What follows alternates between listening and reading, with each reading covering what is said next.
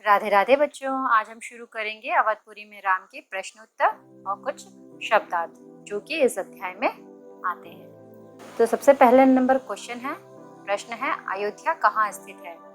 अयोध्या कहाँ पर स्थित है? इसका उत्तर है अवध में सरयू नदी के किनारे एक सुंदर नगर है, उसका नाम अयोध्या है। लिख लिया बच्चों? दूसरा प्रश्न है अयोध्या की राजधानी का क्या नाम था? अयोध्या की राजधानी का नाम क्या था? तो इसका उत्तर है अयोध्या की राजधानी का नाम कौशल था। क्या नाम था? कौशल। तो अयोध्या की राजधानी का नाम कौशल था। नंबर 3 प्रश्न है अयोध्या के राजा का नाम क्या था और वे किसके पुत्र थे? अयोध्या के राजा का नाम क्या था और वे किसके पुत्र थे? इसका उत्तर है अयोध्या के राजा का नाम राजा दशरथ था और वे महाराज अज के पुत्र थे। किसके पुत्र थे? महाराज अज के पुत्र थे। लिख लिया बच्चों?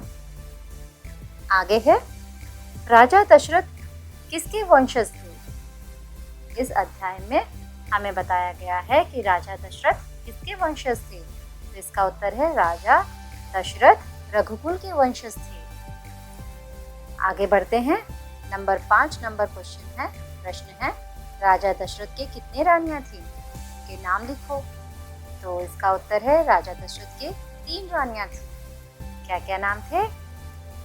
हाँ, उनके नाम थे कौशल्या, सुमित्रा और कैकेयी। राजा दशरथ के दुख का क्या कारण था?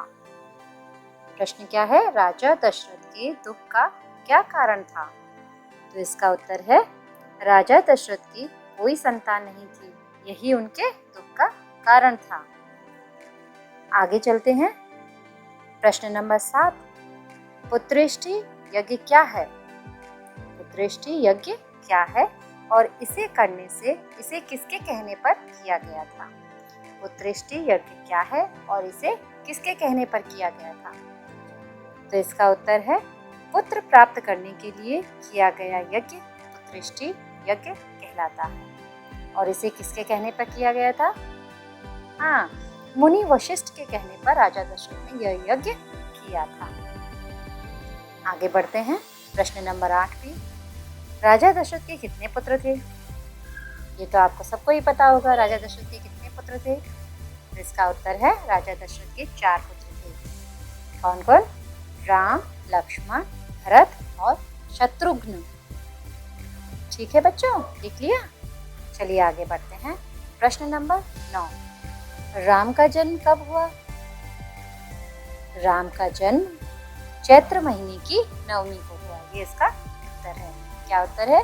राम का जन्म चैत्र महीने की नवमी को हुआ।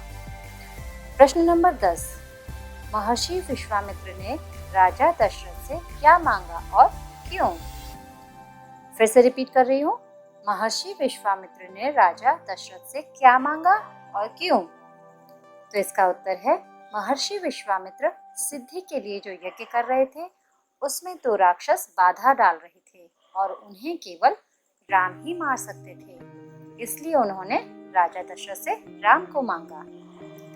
उत्तर समझ में आया बच्चों? फिर से सुन लीजिए। महर्षि विश्वामित्र सिद्धि के लिए जो यज्ञ कर रहे थे उसमें 2 राक्षस बाधा डाल रहे थे और उन्हें केवल राम ही मार सकते थे, इसलिए उन्होंने राजा दशरथ से राम को मांगा।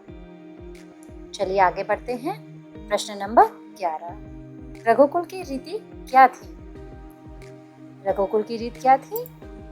रघुकुल की रीत ये थी, मैं आपको एक दोहे के रूप में समझाना चाहती हूँ जो कि रामायण में लिखा हुआ है। रघुकुल रीत सदा चली आई, प्राण जाए पर वचन न जाए। ये दोहा है और ये रामायण में लिखा हुआ है। तो इसका मतलब ये होता है कि रघुकुल में वचन को प्राणों से भी महत्वपूर्ण बताया गया है। वचन किसी को अगर दे देते हैं तो उसे पूरा करने में यदि प्राणों की भी आहुति देनी पड़े तो पीछे नहीं हटते रघुकुल वंशज।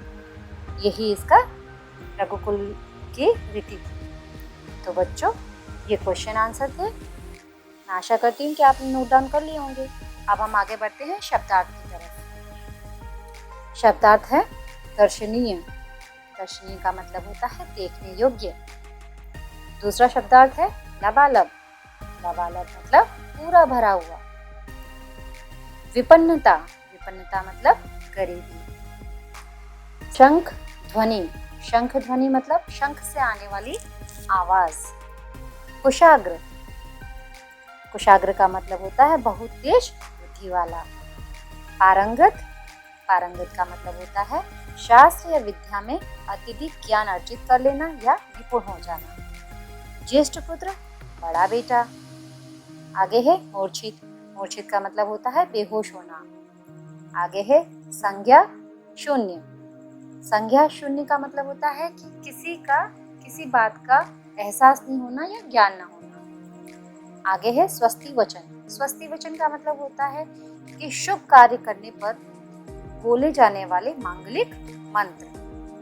तुणीर, तुणीर का मतलब होता है तरकश, जिसमें धनुष के बाणों को रखा जाता है। संपन्नता, संपन्नता मतलब धनी, जिसके पास बहुत पैसा हो।